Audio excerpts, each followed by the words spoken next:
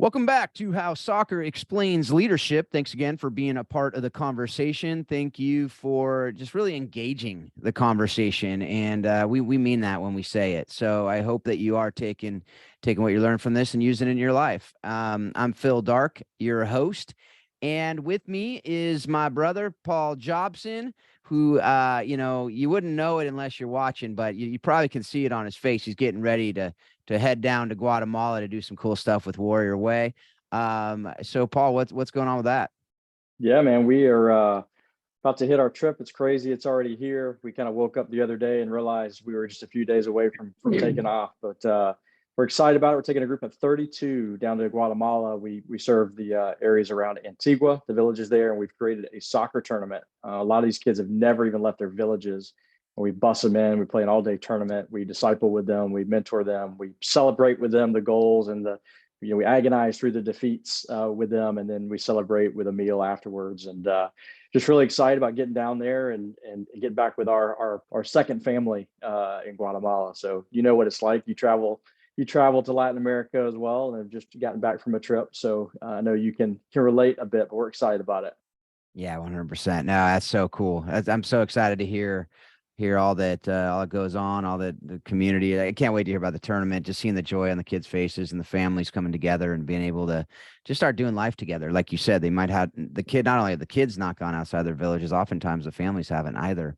And so to be able to bring them together, start doing life together, amazing to see what can happen through that, as we've seen in our own soccer communities throughout the US. And with that, what better segue? Sometimes you Great just segue. happen, Paul. Sometimes it just comes. Phil, you're I think getting this is one really, of those really good at this. Yeah, Really yeah. good at it. So today we have with us the CEO of United States Youth Soccer, who is bringing together soccer communities throughout the country. And I know I'm wearing my shirt here. I'm trying to do this well here. Look at that. I got the it's from a few years ago. As you can see, it's worn a little bit. We're recording this on July 5th. And it's the only red, white, and blue shirt I had that I could find. So I wore it yesterday on July 4th as well. So I'm just, I'm wearing it for this interview. I'm just, sometimes I wear shirts 2 days in a row. I'm taking after my 12-year-old, I guess. But that's not what we're talking about today. The shirt is cool. It's from my daughter. Got to play in the national championships back in, I think it was 2015. Amazing experience. I know USYS Soccer is doing some incredible things around the country. We get to talk about that today with Skip Gilbert. And Skip, how are you doing today? I'm doing just great, Phil, and appreciate you and Paul having me on the show. Yeah, absolutely. Absolutely. So, Skip, I've gotten I've had the pleasure of being able to talk with you a little bit, to be able to just share our love for goalkeeping, which, Paul, again, sorry, there's been a couple of these goalkeeping, things where you're kind of the third wheel to the conversation, but that's okay, because we're going to talk about some of that too. I keep it real. That's true. That's true. But we have so much else, other things that I was so excited to get this conversation on. And we always like to start with our guests, just hearing your story, just hearing how you develop your passion for soccer and leadership, how you ended up with USYS and just really what you're excited about. Sure. Well, there's a lot to unpack on that one, but I got my roots in soccer fairly early for someone my age. I started playing back in third, fourth grade, which, way back when most people didn't even know what the sport was. And as a matter of fact, the first time I played was in a game. We went out from school, was thrown out onto a field and said, play. And I had no idea, had never seen soccer before. And suddenly there was a ball at my feet and I thought, what do I do with this? And so, you kind of work your way through it. But over the next couple of years, I drifted into the goal. I decided being a goalkeeper was a lot more my style, my fun, my desire. And I stayed with it right on through my entire career. Yeah. And so, how did you end up? I know you didn't have like this, it's the obvious route to be the CEO of USU Soccer, right? There was just kind of a windy road to get there. Can you just kind of take us through that a little bit? And I always love hearing these stories and love sharing with others because, sometimes we think, here's the way you do something to get to where you want to go. But sometimes it's just, you're led there through different means. So can you just share that path? Sure. Well, I went through college thinking that I was going to play in the NASL. That was my goal. That was my dream. That was everything I was looking forward to. Was able to actually achieve that by playing with the Tampa Bay Rowdies.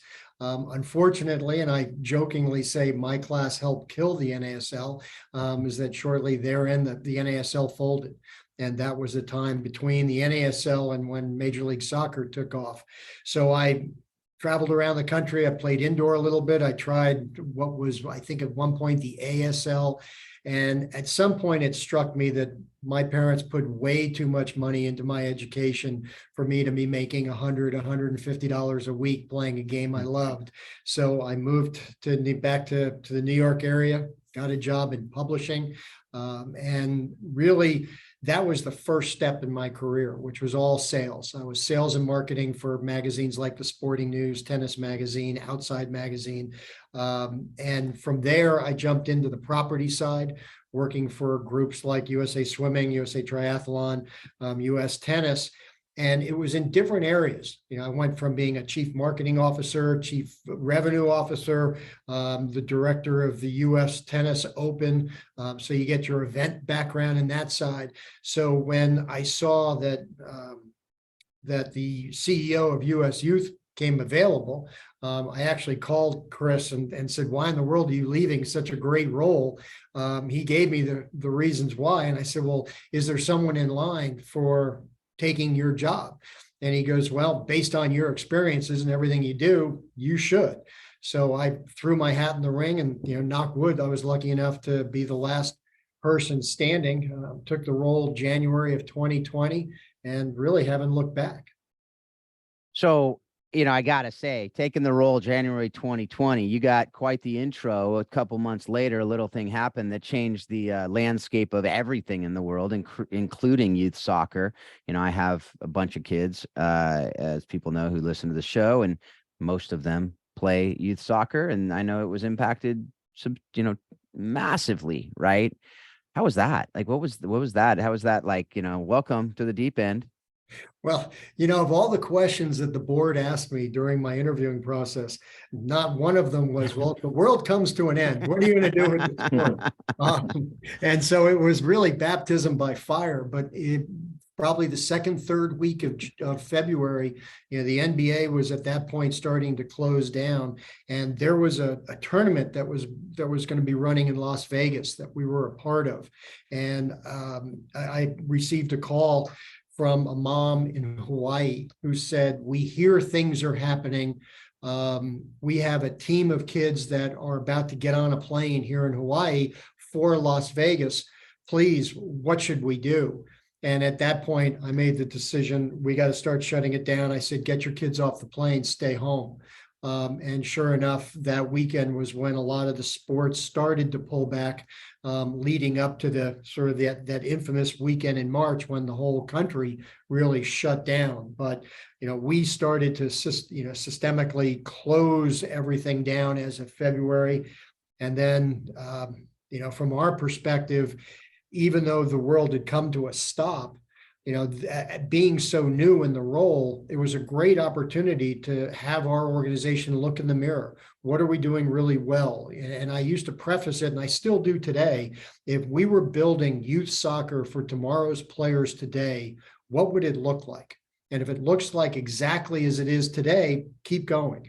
If we need to make some changes to what we're doing, let's make those amendments. And if we are bringing something new and completely different in, let's prepare for that so that when the green light finally shines and we're able to get back to the game and basically to the life we had always led, we'd be ready to go and we wouldn't kind of miss a beat.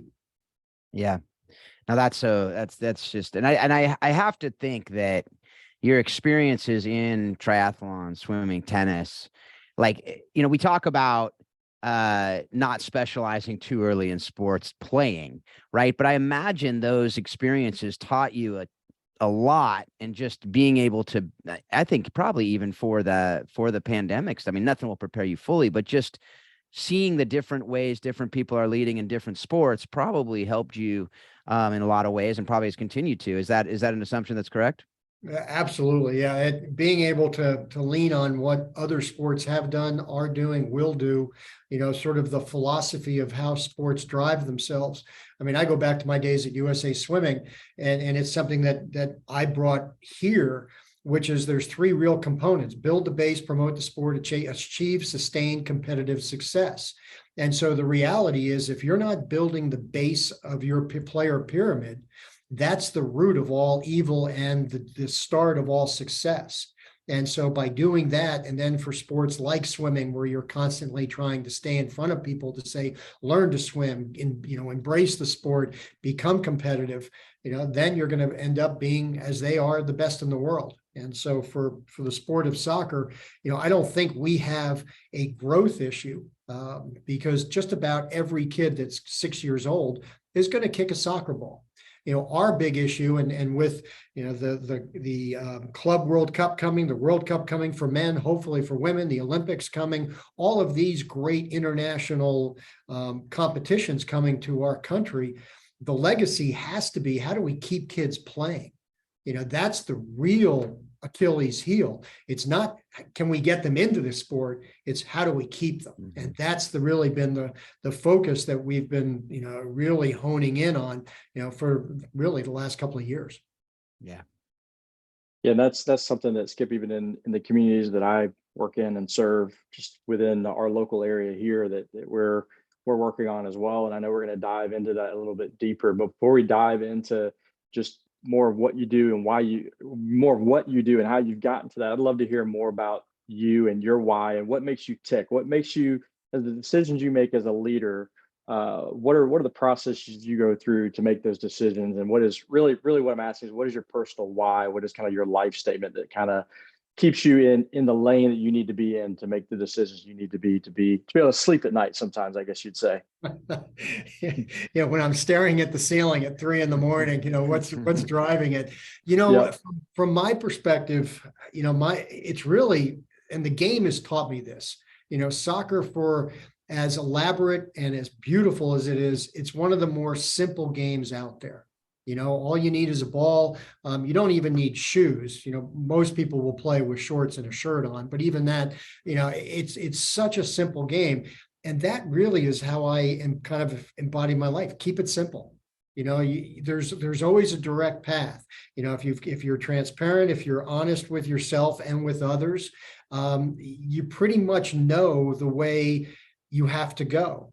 And if you stay true to that, and you have, and this is where, my background in sales, marketing, event operations, executive management, when you pull it all together, it's like being a goalkeeper on the team. You see the entire world in front of you, and you see how your players have to be positioned to be able to drive the offense, the offensive side of the equation, but then also be prepared for, what's the other team going to do? What are some of those outliers that might, kind of get in the way of things to be able to defend?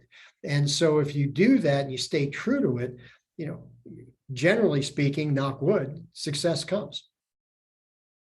I like that. I think sometimes we can overcomplicate things, right? And I would think with your breadth of experience across different sports, I'm sure that not only does it help you at times to make decisions, but I'm sure sometimes there's got to be some accumulation of knowledge that can get in the way. Is that the case sometimes, you think, or is it? Sure. It is. I mean, when I first joined USA Triathlon, I barely knew what it was. I mean, I had to call friends of mine saying, what in God's name is this sport? And tell me about it. And they would say, why? Why do they do this? And especially as you go, for the Ironman, you're swimming 2 miles, you're biking 112, and then you run a marathon. And it's like, seriously? But the interesting thing about that is it also shows the beauty of multi-sport play. Most kids grow up, they run, they swim, they ride a bike. And from that standpoint, it's a gentle reminder for me that we can't get into the mindset where the only sport a kid should play is soccer. That comes in time as you age up. But if we think that we're going to take, and we're starting to get there, and actually we really are there, where we start thinking that a 6, 7, 8-year-old has to be on a premier team, getting themselves ready so they can play with Aston Villa by the time they're 18, we've really kind of gone off the rails. And we kind of have to have, as I call it, we see it in business today that everybody's saying there needs to be a correction in, this sector, in this industry. And I believe there has to be a correction in youth sports, not just youth soccer, but in youth sports in particular. And so again, keeping it very simple, we have to remember it's a game. We also have to remember that these are kids and they have to grow up to embrace the game so that it lives up to our new vision, which again, we altered once I got here, which is to bring communities together through the power of soccer, making lifelong fans of the game. And if you're 8 years old and you're being driven to be that, player that's going to play in MLS or the Premier League or whatever, when you're 17, 18, 90% of those kids are going to burn out. And if you're no longer a part of the sport, how are you going to be a lifelong fan of the game if you feel disenchanted with the sport, disenfranchised, and simply left out to dry? So we have to make that correction to keep those kids playing. I love that. And folks, go back, rewind that, listen to it again. It's the CEO of US Youth Soccer telling you not to specialize your kid at 6 years old. It's something we talk about on this show quite a bit and get people's different opinions on it. But I love that. And I love that the goal is to make lifelong fans, right? Not lifelong soccer players necessarily or professionals, but to make lifelong fans of the game. I know that I probably would be playing soccer if my dad wasn't a fan of soccer. He was not a soccer player. He was a fan of soccer. And that led him to say, well, my kids want to play, they need a coach.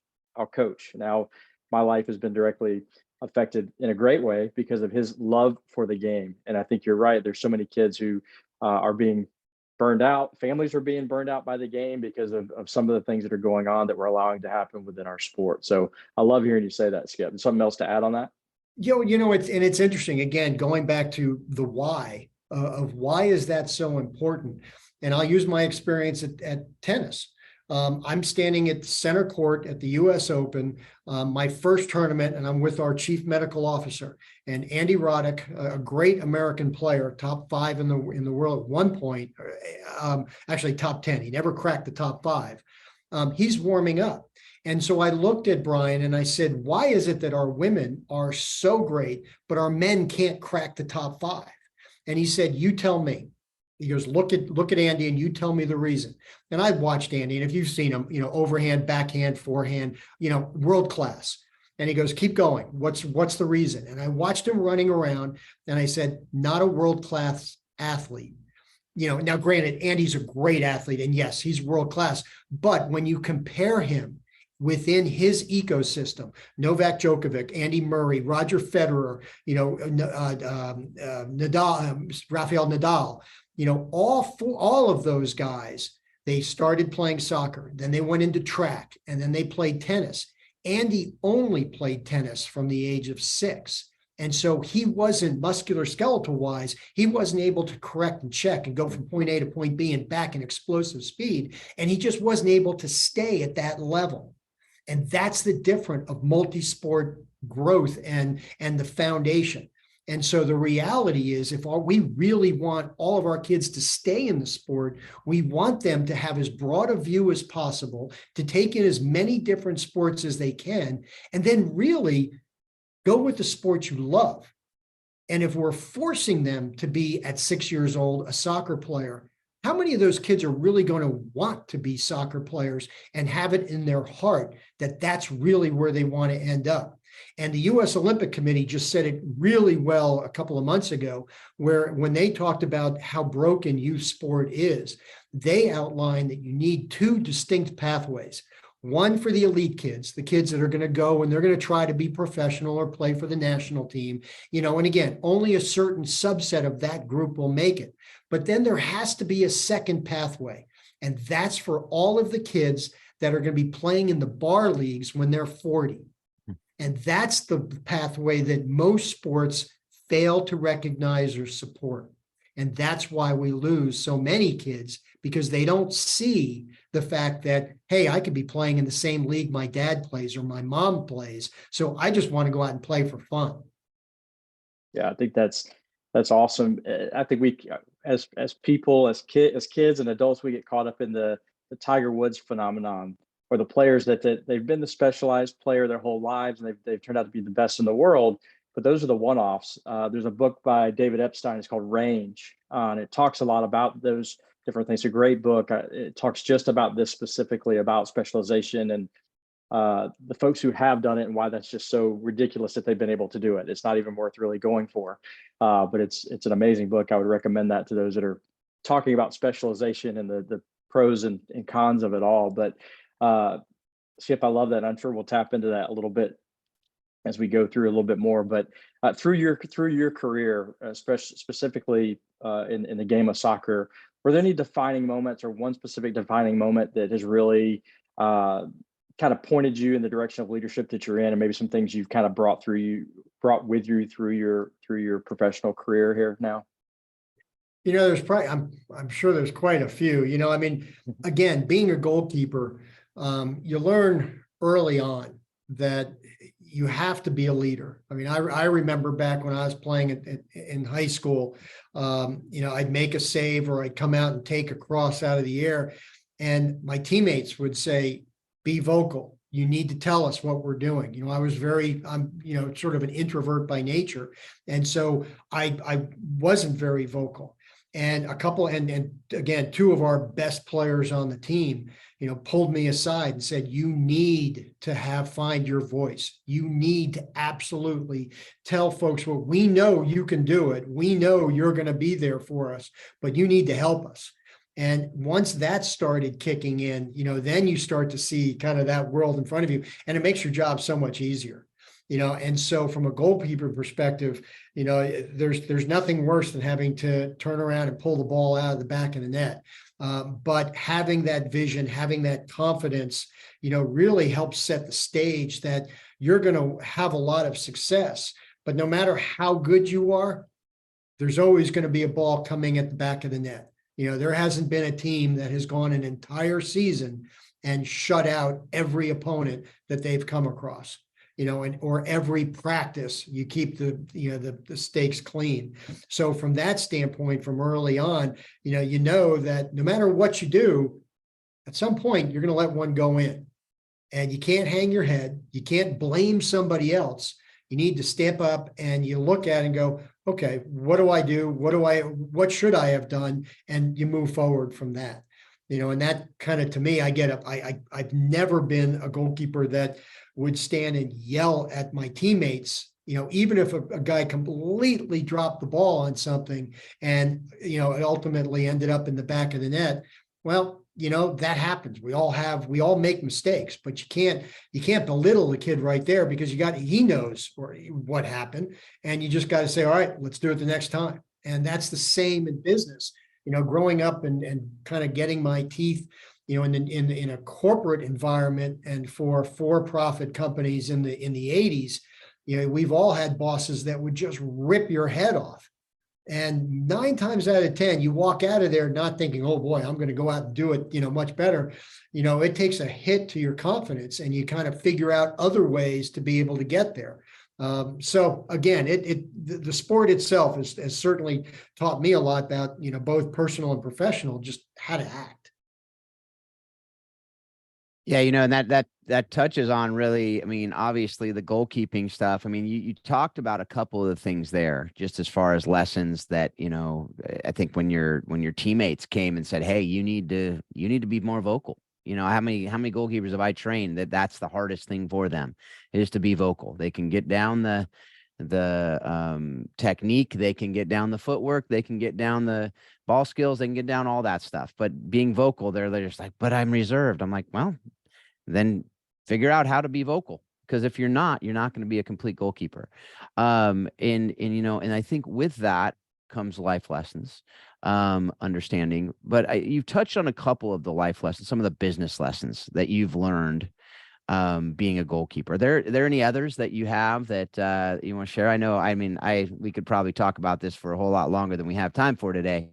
But what are a couple of those other things that that you've learned from playing, specifically from playing the position of goalkeeper, that we can talk about a little bit deeper into some of the things you've just mentioned as well. But what are a few of those things? Again, I think, at least from my perspective, that emotional roller coaster that so many people ride. And I found playing that you can't celebrate off the charts and you can't get angry off the charts, that you really have to keep that emotions in check. And I've learned that, and as I've gone through my business career, to try to be as even keeled as possible. And I'll hear it from people that will say, wow, that just happened. How in the world did you not lose, you lose your mind and just completely lose it?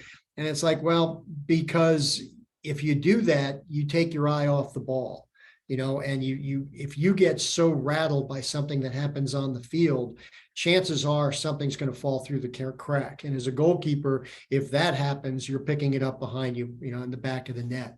And so to keep that emotions in check, no matter whether it's great or it's not, it just helps solidify everything. And I think it also helps those around you have the confidence that you've got things under control, that you're, and they know that, especially those that you work with or that work for you, they realize that, at the end of the day, you don't have to win every single time. There's always going to be a goal scored. And therefore that gives them the confidence to perhaps push a little bit further, to look a little bit deeper into an issue, and how do we potentially work things so, here at US Youth, that we keep more kids in the game. We develop not better referees, but more referees that can be better at de-escalating in today's world some of the emotions that they're hearing out on the sidelines. So when you put that together, I think that's probably one of the big focal points that I've had to deal with. Yeah, one of the things that I've always talked about as a keeper is similar, and I think it jumps off of what you've been talking about the last couple of answers, but just the idea of a goalkeeper needing to be stable. When I'm coaching the keepers, it's, hey, stay positive, because you're setting the tone from the back. And also, I think the idea of, as you talked about, the ball will go in the back of the net. How many times have you heard a parent say, or a kid say, I don't want to play keeper, or I don't want my kid to play keeper because, there's so much pressure and everything's riding on them. And I go, there's 11 people on the team. It has to go through 11 players to get to the keeper, or 10 players to get to the keeper. And, everything happens as a team. And I think as a goalkeeper, the lesson, I think, is stronger, at least for me. I recognize that teamwork concept so much, being a keeper and being able to see the whole field. As I've said to them, you're the only player that sees the whole field the whole game, unless somebody gets behind you with that. Okay, you can always talk about that. But most of the time, you're the only player. So you should be leading. But also you can see, and hopefully you can be able to help your teammates be better. You can be, as my high school teammates would say to me, Phil, when you're not playing keeper, there were a few games where I played only a half or didn't play for whatever reason. They said, we feel like part of our brain is gone because you are helping us to see behind us. You're helping us to know the whole field. And I think that goes into leadership, because as I've been leading organizations, how can I help all of my people be better? How can I help them see things they don't see? How can I help them understand things they may not be able to see the full picture because their back's to it, or because they aren't able to look to the side because they're, so whatever the case may be. And so that's something that I know that I've seen as far as being a keeper as well. And I think you just set the tone. So any thoughts on that? Yeah. And I when you look at parents that say, oh my gosh, why would we want our kid to be a keeper? And the reality is, at least from my perspective, and I played many years, I never came off with an injury. I never, I was able to maneuver through the box and put my body in positions that probably should never really do. And again, if you have the confidence to dive at someone's feet or be able to take a ball out of the air, and you're going to be hit by 2 or 3 people at the exact same time, that's part of the challenge, and that's part of the beauty of that position. And again, I think if I have discussions with parents and they're saying, well, should I let my son or daughter be a goalkeeper? It's like that you just addressed it in the wrong way. It shouldn't be your decision where your kid plays. Your kid needs to understand all 11 positions on the field and let them decide where to play. Because if you say to someone who just naturally wants to be a goalkeeper that you're going to play and be forward, chances are they're going to be one of those kids who are going to leave the game because they're just not going to be completely fulfilled with what they're getting out of the sport.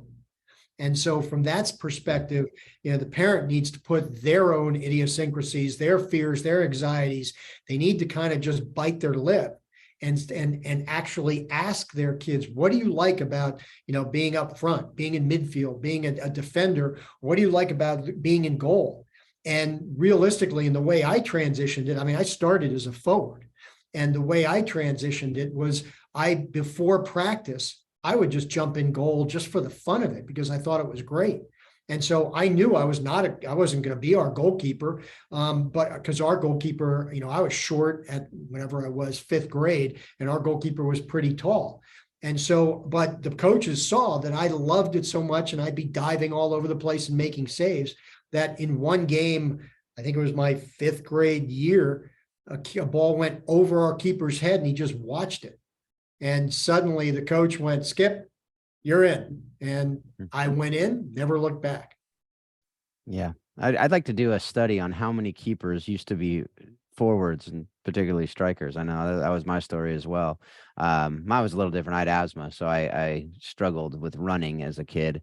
I still struggle with running as an adult, even though I outgrew asthma. So I don't know if it was the asthma or just me, but then I became keeper and just loved it. And to your point, but what would you say too? I think it's not just parents, it's also coaches. I've heard coaches say, I need them in the field, even though the kid's like, I want to play keeper. I want to play keeper. No, we need our best athletes in the field. And we just, keeper, I just look at them and go, if you talk to the best managers in the world, they're starting with a keeper and a center back.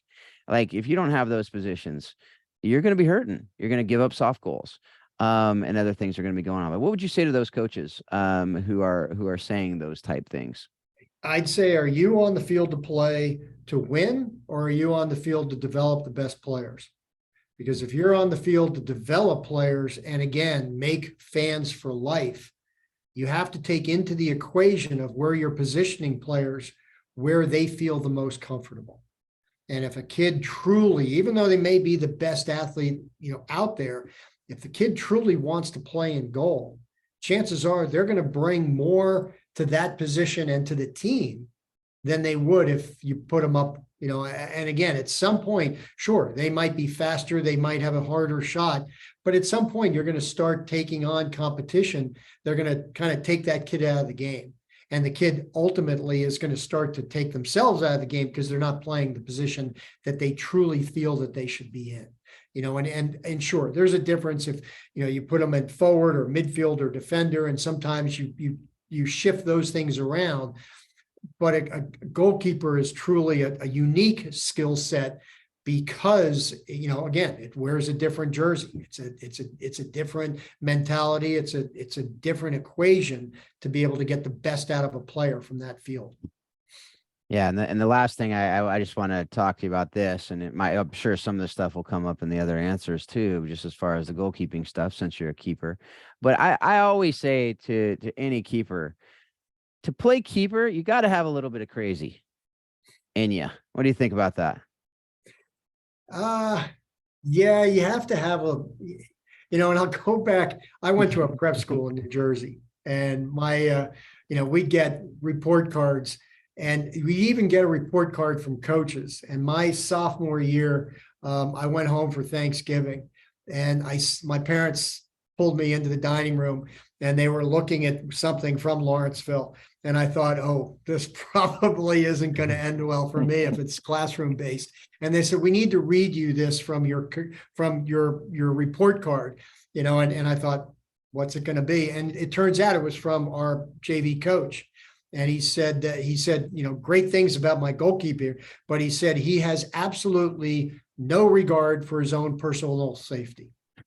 And I thought, there we go. I'm not looking back. That was a support that, and Fred Gerstel, who wrote it, probably didn't realize that just turned the green light on for me to say, I am not stopping. That's right. So from that standpoint, you can't be thinking about, if you get hit or knocked and, this hurts. I mean, it's always going to hurt. You dive 10,000 times, you're just going to feel it at some time.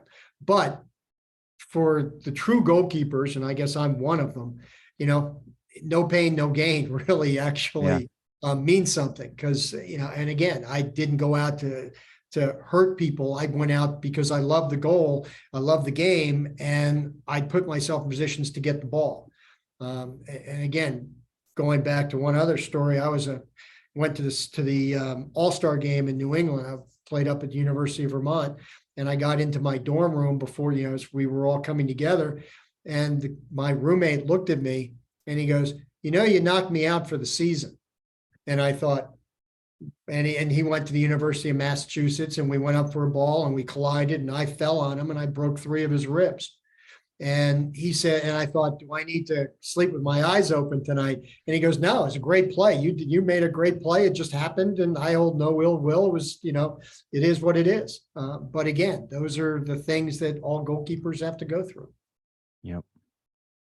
Love that. I think your report card pretty much sums it up. That statement pretty much sums it up. Yep. What most coaches are looking for in their goal, maybe all their field players, but they're obviously their goalkeepers. So I love that. And that transitions well into the next question I want to ask you, Skip. You've been in the game a long time, and but through your playing career, who was one of your best coaches, and what made them stand out? Like, why would you identify them as your best coach? Because we have a lot of coaches that listen to this podcast and are all, as coaches, we're always formulating who we are and how we can be better. Who are some of the most impactful coaches in your playing career? Why, and what are some things you've held on from lessons maybe they taught you over the years? Sure. Well, two come to mind. One is George Seymour, coach from New Jersey. He was coach of Mercer County Select.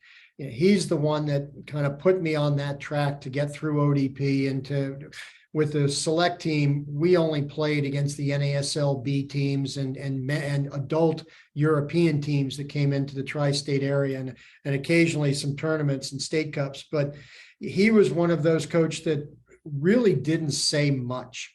He sat, and again, back when I was playing, the coach mentality was always directing from the sideline and constantly chattering to your players. He just sat on the bench, and occasionally he might say 1 or 2 things. And and to this day, of all the games I played for him, I only once remember him saying anything that wasn't positive. And I came off the field, it was a 0-0 draw. And as I sat down into the bench, he kind of looked at me and he goes, "What game are you watching?" And I was like, "What?" He goes, "I'm watching your distribution, and you're clearly not watching the same game." And, that was a knock on, just where was I actually distributing the ball when I had it? And, and again, it was a mid-game check that usually he'll say some things afterwards, or he'll incorporate your weaknesses into the training sessions so that you don't really understand that this was a perceived weakness. You're just going through a training, and subconsciously you're getting better at this, that, or the other, but that's his way of improving the player. And he did that with all of our players, and so many of them from that group went on to play in the NASL. I mean, he was just phenomenal. And then the other one would be Nick Zlatar. He was he was one of the national team coaches, and he coached our Eastern Regional team in what used to be the national sports festivals. And again, just, his knowledge of the game, his knowledge of positioning, his knowledge of supporting players was just phenomenal, that you felt, you weren't just playing for yourself, but you were playing for him and his vision of what we should do. And again, those two really helped kind of set the stage for me. Yeah, I always love hearing those, just the coaches and why coaches have had impact. As a coach, I know, Paul has coached and still is coaching his kids in different ways.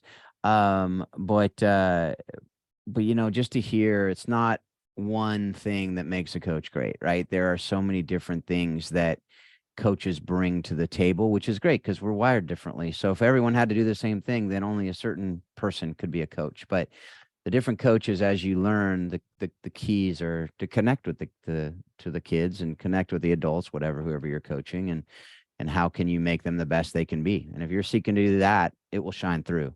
And love hearing that. And I heard that in that response. All right. So as the CEO of US Youth Soccer, and you've also had other positions that we've talked about in these different sports. But the reality is youth sports has changed a lot since we were all kids. I think we're all a little different ages, but for the most part, we can agree on the fact that it has changed. Youth sports in general, and youth soccer is no different. But there's some good and there's some bad that comes with change, right? Almost all the time. So what are some of the things that you really like about the current state of soccer in the United States, youth soccer in particular, but also as it goes up to the professional ranks? And, what are some of the things you might want to change? And, you might have some ability to do that in your position. Sure. I mean, from the I guess the good side, is there are teams, clubs, leagues for everybody. It doesn't matter where you are. It doesn't really matter your skill level. There's a pathway for you. And so from that standpoint, it gets everybody involved in the game, and it at least puts choices out there to which direction that they want to go. For kids that just want to play to be social, you can certainly do that to a point.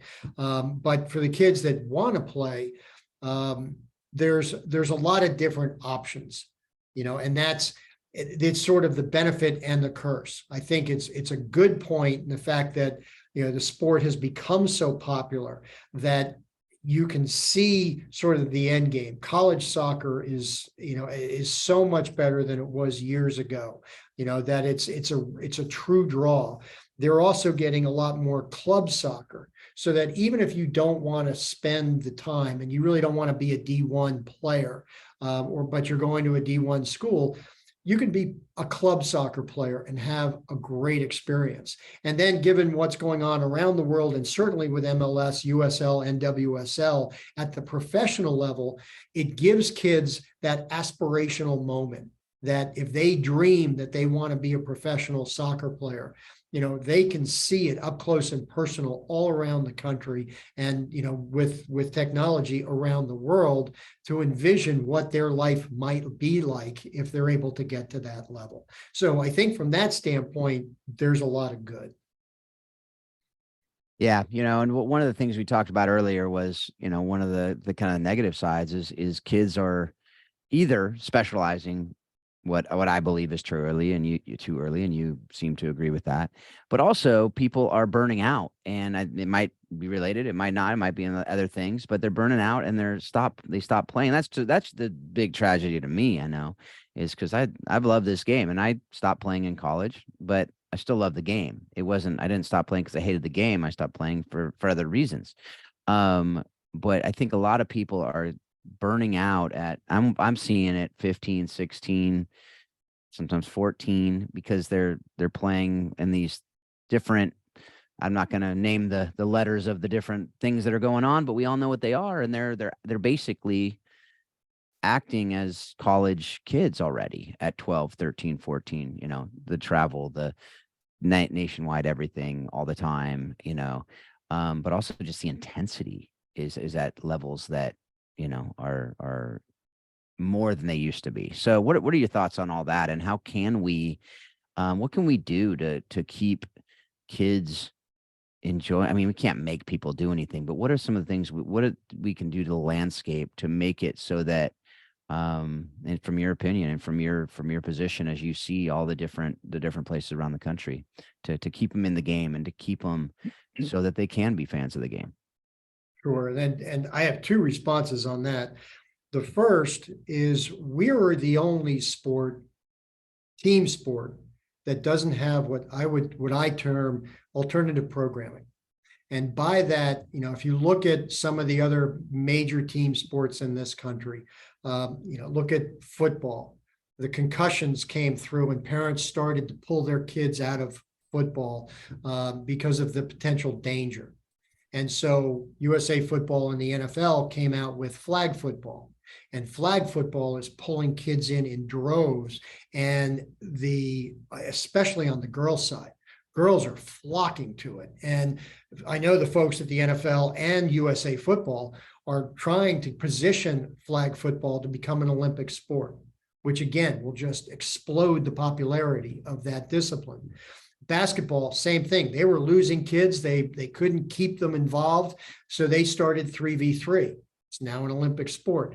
Hockey, same thing. They've created street hockey, 3v3, and it's moving in the right direction. Lacrosse, as young as it is, sort of in that main thoroughfare of youth sports in this country, they've already jumped out in front of it, and they're starting to bring in a smaller lacrosse sixes, a smaller game. So we have it at the very local level, but there's nothing like soccer fives or soccer four or soccer threes where you could create alternative programming to just keep kids involved. And I've spent a lot of time talking to our friends over in England with the FA. They've gone through this exact same thing. They're probably a couple of years ahead of us, but they've said they've come out with 3v3 and 5v5, and they're seeing that more kids are staying involved in the game because you can play co-ed, you can play different years, you can play when you want it, how you want it, where you want it, kind of like what cellular technology is giving us. But they're also seeing a huge influx in adult play coming back to the game. Because again, instead of going out and saying, all right, I'm going to play 11v11 every weekend, and I'm going to have to go to 2 or 3 practices a week, and I'm 15, and I just don't really want that time commitment. Well, if I can run down to the schoolyard, play a quick 3v3, that might work.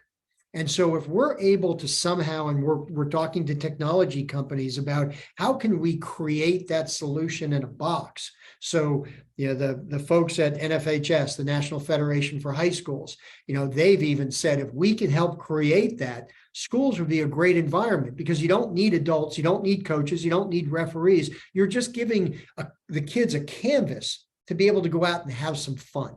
It's almost like street soccer, but now let's bring it into that organizational umbrella. And it's a whole different mindset. It's a whole different paradigm than what 11v11 will give us. And so if we can bring that into the fold, that's going to have a huge change on keeping kids involved in the sport. Part 2 of the equation is, as you alluded to, we're burning kids out earlier and earlier. The dynamic is that soccer is getting, and I heard some parents at our regional championships a couple of weeks ago saying that, a friend of theirs has a 12 and a 13-year-old, and they're spending 10 grand a year on each kid to be able to play soccer. And I stopped dead in my tracks, and I was like, how is that even possible? And so unfortunately, because soccer is so fractionalized in this country, US Soccer years ago said, we'll have a bunch of different lanes and everybody can register players. What that created was a paradigm where you're not really focused on player development. You're focused on player cannibalization, so that the team here wants to take from the team there because they're in a completely different league than this team over here. And so what you're seeing is that you have, I'll say Atlanta. You've got teams going, 4 or 5 hour drives to be able to stay in their lanes when you could have 10 teams within a half hour of each other playing each other. And so the money aspect of it, and as I call it, the adult personal agenda, and financial agenda is clouding the issue. And it's not just a soccer issue. This is a youth sport problem that we almost have forgotten why we're doing this. It's not about our profit and loss statement. It's not about, how can we make money, which unfortunately we're seeing more and more, of these financial firms and these venture capital firms coming in, and they're buying up everything on the planet so they can get a great return on investment. Kids can't be an equation of a return on investment. Kids have to be able to be kids. And if we're going to go down that path, well, the end result is what we're going to see. More and more kids are going to leave the sport or go to other sports or just leave sport entirely. And I think that's unfortunate, not just for sport itself, but for society, because we all know that if you're active and you have an active lifestyle through your teenage years, you're more likely to be active as an adult. And if you're more likely to be active as an adult, your insurance costs will be lower. Your medical bills will be lower. Your cognitive skills will be enhanced and increased. So, there's so many benefits to sport. We're losing sight of that. And that's why I always say we need to have a correction. But unfortunately, that correction will not be comfortable for some people because it may lose some of their revenue. Yeah, with that. Oh, sorry, go ahead. No, I was just going to say that's, there's so much there, obviously, we can unpack for so long. But I think we've talked with so many people about these issues, and I can't recall a time we've talked to someone who's really sitting in a position to say, we can try out some things that can help, right? And and I'm sitting here in Sacramento, and this weekend is the Homeless World Cup, right? Street soccer USA is a part of that, and to see just watching the documentary on the Homeless World Cup and seeing how people are literally coming from around the world playing 7v7, and yet we don't really see it on a larger scale. Here in the U.S., even though people don't even know what's going on. And I know there are street soccer leagues going on, but you don't hear about them. You don't, it's not even a thought for kids and parents. And so what are some of those things that, in your mind, or things that you're actually piloting or trying that might be able to put a dent into some of this stuff? And I know it's baby steps, and I know it's not something we're going to turn the ship around tomorrow. But, you got to do it, as we say, I just got back from Honduras. We say poco a poco, right? Like, little by little. How can what are some of those things we can do little by little? And that's the underscore is little by little, because unfortunately, and this is the world we live in. There's a new acronym league that comes together every year, every season. Someone's going to come out and say, we're aligned with MLS or NWN, and we've got the pathway for you, and we can get your kids further than anybody else. And, the downside to that is parents believe that, and they just go over and they move along. And so if we come out and say we want to make a correction and we want to try to remove some of the travel or some of the costs, those clubs and those leagues that might get hit, and we get threatened all the time. If you don't do exactly what we say, we're going to go to, US Club, or we're going to go to AYSO or SAY or USSSA, whoever the other lanes are, we're going to go over there because they'll let us do what we want. And so we have to be able to navigate it, where we have to make sure that every step along the way is driving relevancy for the clubs, and more importantly, for the families. Because if the families don't understand the relevancy of what you're doing, the clubs are just going to go where they can make the most money. And if we put a barrier up there, ultimately we're going to lose all those players, in which case, then we're, trying to make productive change for a decreasing inventory. And so it makes it, we have to kind of do it. We have to be very focused in how we make those change so that we don't alienate those that'll just run somewhere else. Yep.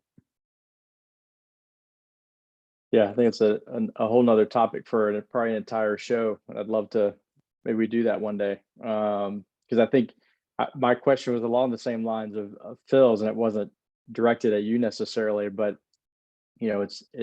we have had these conversations a lot. I think the question comes down to, who leads the charge, who leads the change, and I think we have to do it collectively. And you named 6 different organizations who probably have similar missions within youth soccer in the United States, and are all there for probably, different reasons. And the same idea with the different, I live in a very small town, and there's not enough space for the 2 club teams that are here, but there's 2, and it's detrimental to the growth of the sport in our little town. And so, that question of who leads the charge, who leads the change, I think we have to all do it together. I think that's, those are maybe some of the little baby steps we got to come into as well, and figure out how do we get our heads around that. So I love that you're thinking through those processes as well. And to that point also, I mean, again, and we have discussions with those other organizations, to say how can we work together? We all have end games in mind. We all want to do things certain ways, but there's got to be a point where we can do things for the ultimate good of the player. And I have this discussion even with US Soccer, who, as the national federation in this country, they also need to look at the youth space and say, and they could say, well, realistically, all kids under the age of 13 should be categorized as players. I mean, if I had my druthers, that's the way it would be. You can't under 13, if you're under 13, you can't be on an elite team, a travel team, a competitive team, a select team. You're on a team, because at that point, you're still growing. You're still mentally, physically, physiologically, psychologically developing.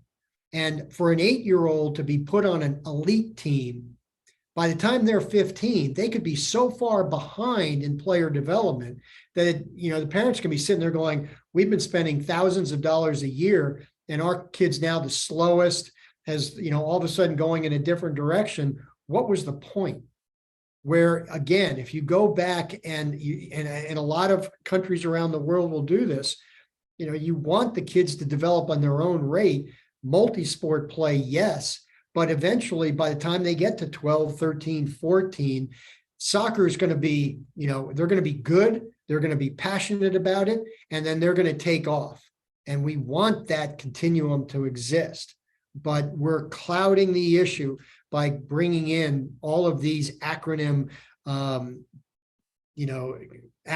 for the level of play for single-digit age kids, when they should be able to learn at their own rate. Skip, it would be safe to say that there's so much focus on finding, America's Messi, that we're starting entirely too early and not realizing how guys like Messi actually develop. It's a lot of it is that, hey, my kids are decent soccer players because we just play soccer in our house. We play in the yard. My 14-year-old might be on his first select team this year. No one else plays select soccer. From a soccer family, we don't push it.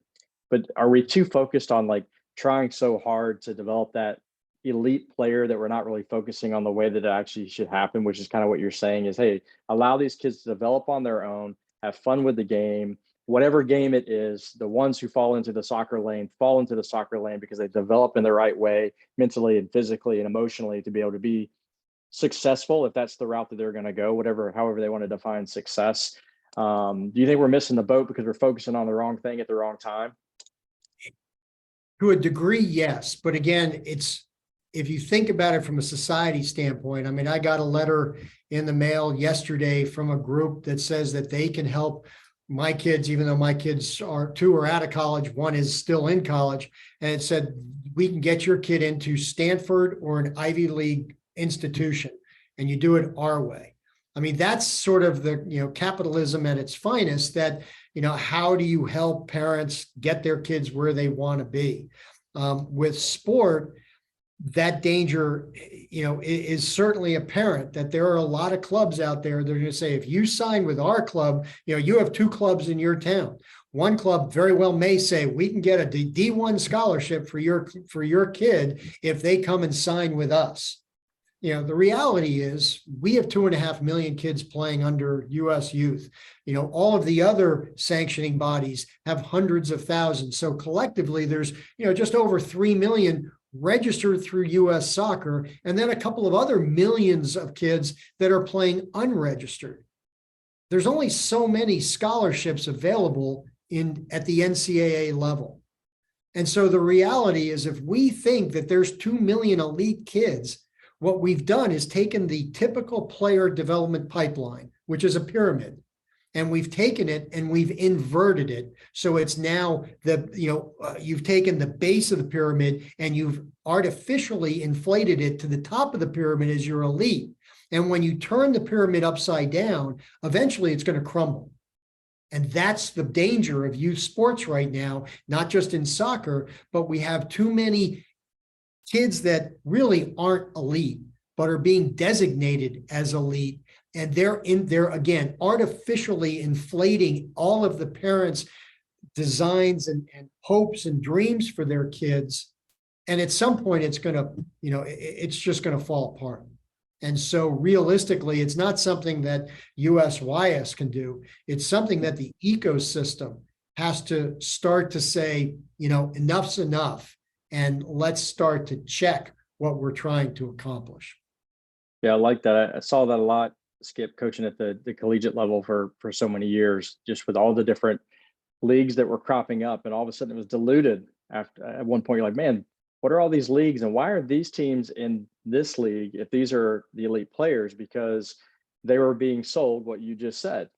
Go through our pathway, you'll be a Division I player. And I mean, as a Division I soccer coach, it was almost harder to select players at that point, because you kind of have that sympathy feeling of, man, these parents have paid, in excess of 10 grand a year. And I'm, if I'm asked on a panel, I tell parents, hey, save your money, invest it, and then you can pay for college. Don't use your kid's soccer career as an investment mode to pay for college. I think you're going down the wrong path. But anyway, I could go on for a long time about these things, but I agree with what you're saying, Skip. It's a bit inverted there.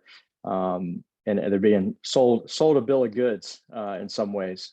Yeah, and also on that note, Paul, you notice we've done now enough of these episodes that you see common themes crop up amongst the different people we talk with. And I remember, the one that I remember saying it last was Jay DeMera, where he said, we're now catering, we're basically putting it all in, and we're coaching to the 1%, right? And we're creating these leagues for the 1%. And that is something that, we're completely losing the 99%. And that will have a massive impact as far as you're talking about, like fans of the game and kids who are, because if you're not in that 1%, then it won't be fun. It won't be something you're ready for. It won't be something that you're going to be able to keep up with. And it just is the reality of it all. And quite frankly, most of the kids aren't going to want to do that. It's not something that they're made for, wired, all the other things. Right. So yeah, I think that's something that I've heard multiple times, and you said it a different way, but it's really that same idea, right? We're inverting the pyramid. We're coaching to the 1%. So yeah, I agree with that for sure. And we've been going for a while here, Skip. We want to be, we value your time, so we appreciate you being on with us today. And we've always got a couple questions we kind of wrap things up with as we transition to the end here. And again, just appreciate you so much and what you're doing for the game and for the kids in our communities. But before we end here, a couple quick questions from us. First question, how have you used the lessons you've learned directly from the game of soccer in your relationships, whether it's marriage, parenting, any of those relationships, directly from soccer into those relationships? That's a good, I go back to the very start. Keep it simple. I'm not I'm not a man of many words. I'm probably the introvert in the room. And so whether it's with the kids, my wife, my family, friends, my colleagues, the folks that I work with or around the ecosystem, you don't have to say a lot. You just need to kind of be true to your mission. And from my perspective, and yes, I changed the vision was to make fans for life. For me, that's all it is. If I do my job well, then when kids are my age, they're still, proud to be associated with the sport. I could care less how many of the kids are national champions or come out through ODP or play college or, whatever it is. I want those kids just to be fans. And if we do that and you keep it simple, you keep it direct, and you're just honest with everybody, hopefully you'll have more successes than failures. And like a goalkeeper, I'll make a lot more saves than picking the ball out of the back of the net. Yeah, it's so funny to me to just see like just my kids, right? Because 4 of my 5 kids play soccer, and and the 5th played as a freshman in high school and enjoyed her time. But to watch my oldest play, she's the one who played the national championship. She was on a team that was incredible, sent several players, it was the anomaly, several players D1.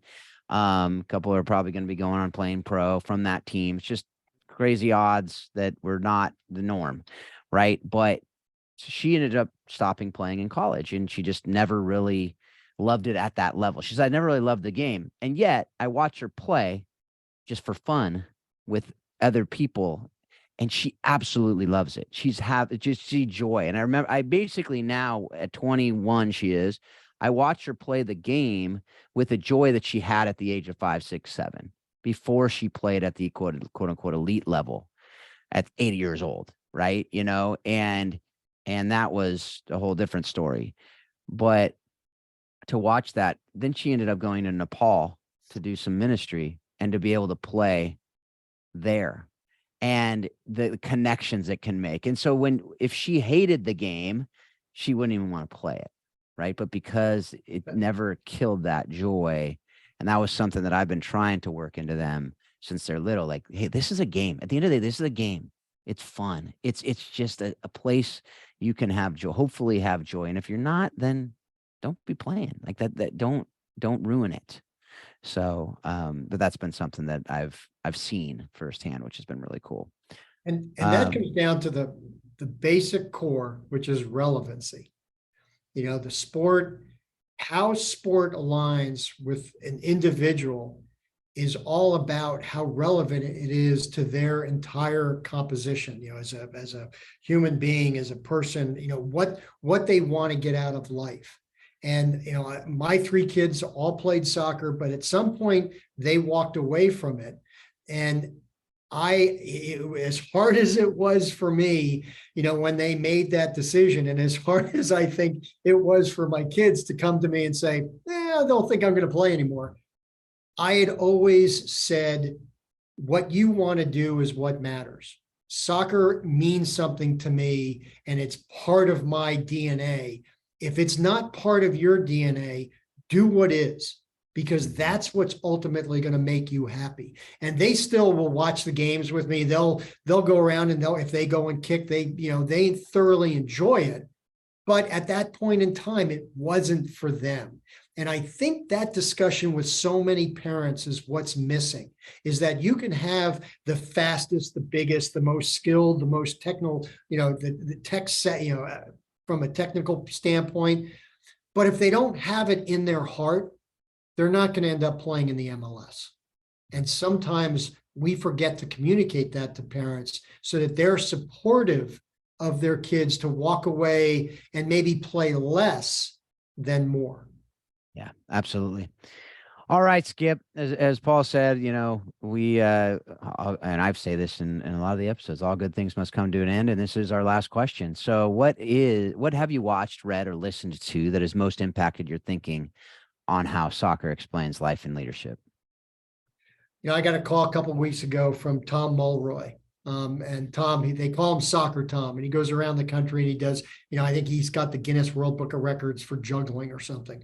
But he played in the NASL even before I did, back in the mid 70s, I think. And he just wrote a book, and he asked me to read it. And it was called 90 Minutes with the King. And it's going to be coming out later this summer. And he was a kid that school didn't necessarily agree with. He wasn't one that really applied himself academically, but oh my gosh, did he love the game of soccer and the challenges that he personally took to be able to get where he was and where he wanted to be. And the book is titled because when he played with the Miami Toros, he played the New York Cosmos the year Pele played with him, and he marked Pele. And the part that just stood out to me was at the end of each game in the NASL, Pele had an agreement with the referees. 10 seconds before whistle, they'd point to Pele and he'd run off the field so he wouldn't get mobbed by the crowd. And with that, the game that Tom marked him, Pele went up to him, patted him and said, "You played a great game," and gave him his jersey. And Tommy just thought, holy Christmas, I'm going to get killed. He put it under his shirt. And as soon as the whistle, he ran into his locker. But I think that from what soccer can do to change someone's life, the steps that you have to take and the focus that you have to take to be able to get there says a lot about what the game can do for people, but what life can mean for people. And it just really resonated with me. So that would be one on my list. And it's coming out this summer. And I believe the title will be 90 Minutes with the King. Well, I think we've had a couple firsts in the last few episodes, and this is the first time I think we've had a book that hasn't even been released yet being recommended, and I'm very much looking forward to grabbing that. That sounds fantastic. And so we had early on in the show, we had Clyde Best, who played against Pele as well, and he didn't mark him, obviously. They were both attacking players, but to be able to hear these stories of, especially now that Pele has passed on, to be able to hear and keep it going, because what a great man and what a great ambassador for the sport. So I look forward to checking that out when it comes out, and we'll have the links to everything. Hopefully you can pre-order it at this point or be able to get information. We'll just at least have the name of the book, that the current title at least, and be able to check that out, as well as the one that Paul mentioned earlier. We'll have links to US Youth Soccer if you're not familiar with that. But thanks, Skip. Just appreciate all you're doing. Appreciate all the thinking that is going into this, and that you're really putting heart and soul into making soccer better for everyone, and for not just a select elite few that oftentimes it seems like is getting the focus. So thank you so much, Skip, for fighting for that, and appreciate you. Well, thank you, Phil, Paul. Appreciate it. Fun conversation. Always enjoy things like that. But again, thank you for all that you guys are doing to support the game. Absolutely. All right. Well, thanks, folks.